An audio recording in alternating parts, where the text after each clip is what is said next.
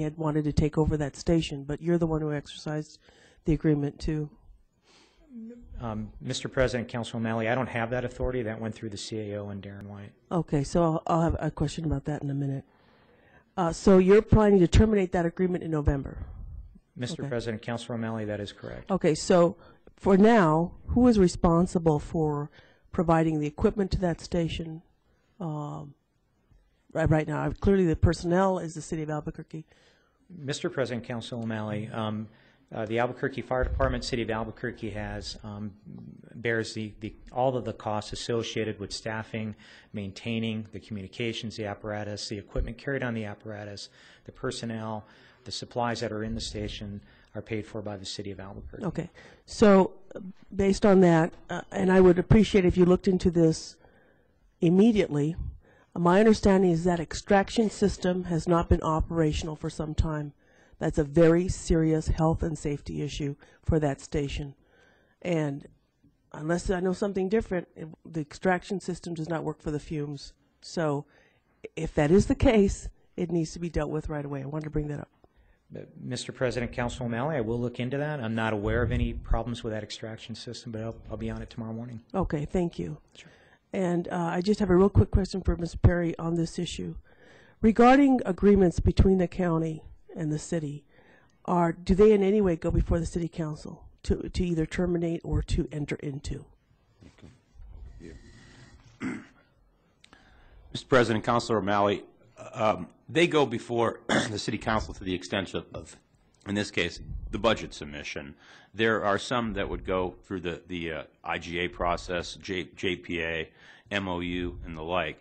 And depending on what's involved, there could be scenarios that clearly go before the council. This particular issue, I don't believe, goes before the council other than through the budget submission. Okay, so as part of the budget submission, that is basically going through the council at this point? That's correct. Okay. Thank you. Thank you, Chief. And you guys hit on one of my pet peeves, which is acronyms. If people are watching TV, they had no idea what just happened. Can you talk about what a JPA and an MOU, and what's the other one? An IGA, Intergovernmental Agreement, MOU, Mutual Operating Understanding, and the JPA is a Joint Powers Agreement. And some of those there's laws that cover those agreements being necessary, the format of them, and the like, the authority for them. And the relationship between the city and the county with regard to Station 29 what is that? Which one of those acronyms is it? Mr. President, that's an intergovernment agreement. That's the IGA you were talking about? Yes, sir. Okay. Thank you. And Councillor Sanchez?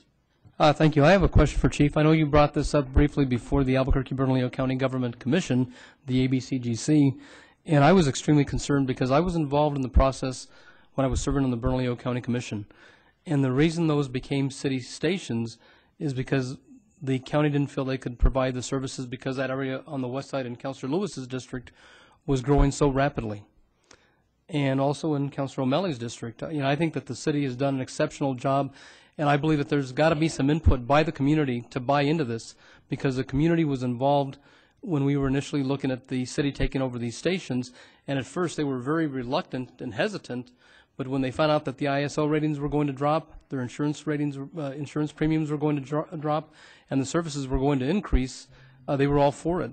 So I think that, before this goes before the budget committee, I think that we need to go out to the community and let the residents know in this community what is going on, that the county will be taking over the stations, and there's got to be some reassurances to those residents that they're going to have the same exact service that they have now with the city of Albuquerque. Because I don't think it's going to be that easy to sell those residents, especially it took so much time to convince them that we could provide a better service in Bernalillo County. And I'm sure that the county has come a long way. In the last 10 years, we had a volunteer paid fire department. But I just want to be assured that those residents are convinced and know that they will not be lacking in any type of emergency services for those districts. Thank you, Councillor. Do you want to respond to that? Is that a question? Question or comment? Okay. Go ahead, Chief. Mr. President, Councillor Sanchez, it's our understanding when we negotiated this with the county that they wanted that station returned to their control, and they assured us that they had the capability of doing that. They were very interested in regaining that station. It was a big morale boost for their department. We would like to take those resources and redeploy them in other areas of the city where we have service gaps. Rescue 29 will become Rescue 19, which we have an ALS service gap in that area. Not only that, Rescue 15 and Rescue 13 are stressed unit because of the high call volume. This will provide a relief factor. Rescue 29 is the slowest unit we have in the city. As far as Engine 29, that unit will be redeployed to Station 17, and eventually will become Ladder 17 or Ladder 7 when that station is completed. Chief, and I know that's not really about a morale boost for the employees of Bernalillo County or the firefighters. I would just hope that there would be some meetings with the community to let them know what will be taking place. Mr. President, Councillor Sanchez, we could schedule that through the neighborhood associations. That would be great. Thank you. Yes, sir. Are there any other questions for Chief Breen? Okay, Chief, I think for the second time and hopefully at least for the foreseeable future, you can go ahead and be seated if you'd like. Mr. President, thank you.